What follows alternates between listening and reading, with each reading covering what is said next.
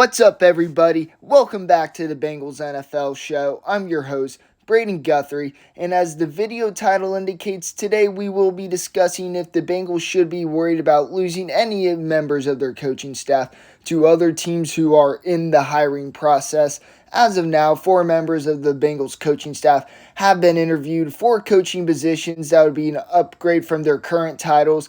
Bengals defensive coordinator Lou Anarumo and offensive coordinator Brian Callahan have been interviewed for head coaching positions, while quarterback coach Dan Pitcher and wide receiver coach Troy Walters have been interviewed for offensive coordinator positions. No position coaches on the defensive side so far have been given any interviews. And given the Bengals' noticeable success from the last 2 seasons, it's no surprise to see that teams are interested in what Bengals coaches could possibly bring to their franchises. So let's look through these 4 coaches' history and stats to determine if we should be worried about losing them. We will start with Dan Pitcher, as he is the one most likely to stay in Cincinnati out of these 4. That is because the Bengals just extended him.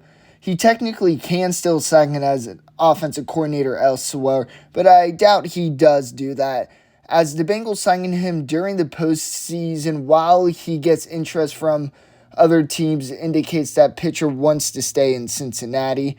However, it makes sense that teams are interested in Pitcher, coach of a young, successful quarterback on a very young, successful team. He played a big part of implementing the passing offense that was obviously very successful for the Bengals.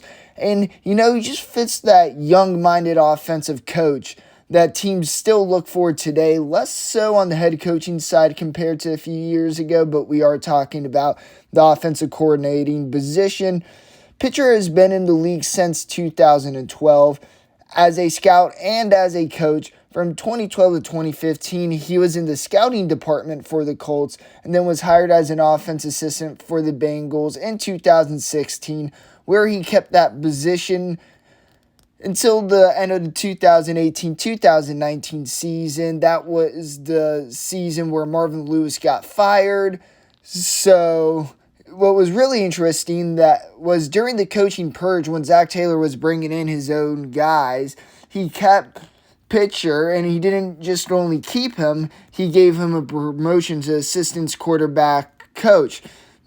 And then after the 2019-2020 season, Bengals' current quarterback coach at the time, I should say, Alex Van Pelt, was poached by the Browns to be their offensive coordinator, so Pitcher got promoted to the quarterback's coach.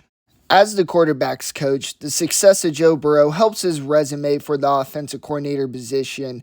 Joe Burrow in the 2022 regular season, 4,475 passing yards, 35 touchdowns, 12 interceptions, 100.8 quarterback rating, and is an MVP candidate.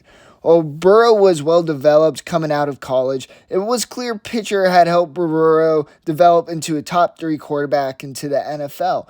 And if you can develop quarterbacks, especially to an elite level, teams will be all over that, especially the Buccaneers, who currently have a problem at the quarterback position with Brady retiring and Kyle Trask as their only quarterback. And in addition to that, having scouting history helps his resume out as well, especially when you have a high position coach who can scout. That can really boost and help promote a team. However, Pitcher is far from a perfect candidate. His resume isn't overly long.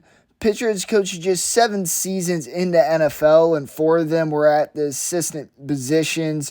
He's never called plays, and with the Buccaneers being the official team to interview him, that would be a problem because Todd Bowles does not call the plays for the Buccaneers offense. He's a defensive coach. If he goes to Tampa Bay, he would have to call plays, and never calling plays at any football level could be concerning. So factoring all of that in, I think it is safe to say that Dan Pitcher will be here in Cincinnati for next season and remain as the quarterback's coach. Going to Troy Walters, he's been coaching since 2009. He started his coaching career in college, and he coached in college until 2019. And during that time, he was an offensive coordinator for 3 teams, the last one being Nebraska. He then came to the Bengals as an assistant wide receiver coach for a year, and then became the official wide receivers coach, and he is still at that position at this moment. The Houston Texans are interviewing Troy Walters for the offensive coordinator position, and as of now is the only team who have interviewed him. New coach DeMeco Ryan, who was the defensive coordinator from the 49ers, became the new head coach. And in his offensive coordinator hunt, he is looking for somebody to call plays on offense.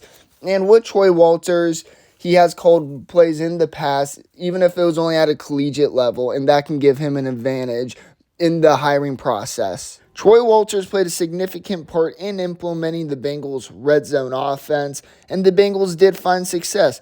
The Bengals ranked in 7th in red zone scoring, while the Texans ranked at 28. So when you factor in the experienced play calling and the efficient red zone offense, it makes all the sense in the world that the Texans have interest in Walters. And in addition to that, the development of Bengals wide receivers helps his case. Obviously, Chase and Higgins have become top-tier receivers in the league, but it's just not them. His development of guys like Trenton Irwin show that he is a great coach and he can get the most out of his guys. So for teams hiring a play-calling offensive coordinator, Walters appears to be a better candidate than Dan Pitcher. But like Dan Pitcher, he is not a perfect candidate. 4 out of the 5 seasons in college where he was an offensive coordinator, the team had a losing record. But what was interesting is the one season he had a winning record as an offensive coordinator was the year UCF went undefeated. However, his college days did end by him getting fired by Nebraska. Really a tough ending. The record stat, though, is a difficult one to measure in how a candidate is qualified for a job, especially in college and where you're not directly running the program. And while he does have play calling experience, he doesn't have it in the NFL. And for DeMeco Ryan, a first-time head coach to hire an offensive coordinator with no play calling experience in the NFL is awfully risky because Ryan, defensive coordinator, who was a defensive coordinator on the 49ers, will not be calling the offensive plays. So bringing in somebody who also hasn't called plays in the NFL is really risky, like I said. So with all that being said, I think we don't have to be worried about losing Walters. I think he is a good candidate for an offensive coordinator position, but I say we don't have to be worried because of my last point. I just don't see DeMeco Ryan bring an offensive coordinator with no play calling experience in the NFL. I think he will prefer to bring somebody in with experience. Brian Callahan and Lou Anarumo came in with Zach Taylor in 2019 after Marvin Lewis was fired. At the time, Brian Callahan had never been an offensive coordinator, and Lou Anarumo had only been an interim defensive coordinator for less than a season in 2015 for the Miami Dolphins. Both of them have now become head coach candidates. It is agreed throughout the local and national media that losing Lou Anarumo would hurt the Bengals, and that is an opinion that I definitely agree with. It goes without saying, but Anarumo played a big part in the Bengals Super Bowl run last season and the AFC Championship run this season. The Bengals had the 7th-ranked defense in 2022. They have had a great showing against great quarterbacks. They are 3-1 against Mahomes. And they contain Josh Allen, the AFC divisional game to just 10 points. And he has done a really great job developing players. Logan Wilson, Jermaine Pratt, for example, he's gotten the most out of Jesse Bates, and he's really revived Eli Apple's career. And to beat these great quarterbacks, you have to be creative, which Anarumo has proven to be so. Anarumo has so far only interviewed for the Cardinals' head coaching position. There's been no updates about a second interview, however, though it was just recently reported that the Cardinals' coaching search is taking longer than expected due to Kyler's contract. So it's possible we may get another update soon. but also the fact that Callahan, who we'll talk about here in a minute, has gotten a second interview with them, suggests that Anarumo is likely not their top candidate. Though it's possible he has gotten his second interview, hasn't gotten reported, I don't think that's the case. But with all that said, evidence suggests that he will not get a head coaching offer, and Lou Anarumo will be the defensive coordinator here in Cincinnati next year. I saved Callahan for last because I feel he's the one who has the biggest chance of leaving the team.